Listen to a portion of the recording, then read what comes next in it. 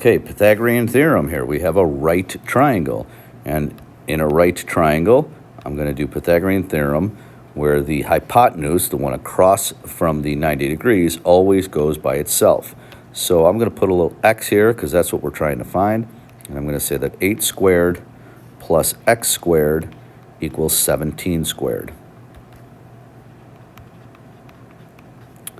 And so 8 squared is 64 plus x squared equals 17 squared, which is 289. And we would be using our calculators for this. So now I'm going to subtract 64 from both sides.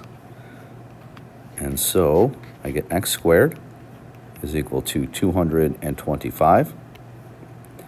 And then I take the square root of both sides. And so the square root of 225 is 15. And so our missing side is 15. On the right-hand side, now my missing side is my hypotenuse. So I'll call that x.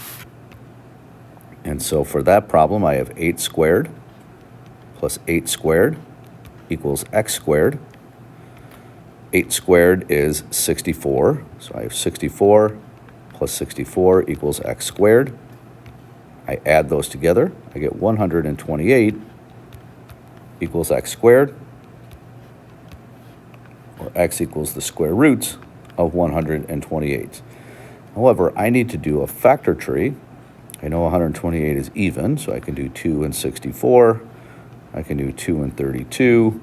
And there are many ways we could do our factor trees, but just pulling 2's out takes a little bit of time, but it's fairly straightforward because I get lots of even numbers. And now I want to group together my pairs. I have 2 on the outside. I have another 2 on the outside, which I'm going to multiply. I have another 2 on the outside. And then this guy is left over. So on the outside, I have 2 times 2 times 2, which is 8. And I have the square root of 2 left over.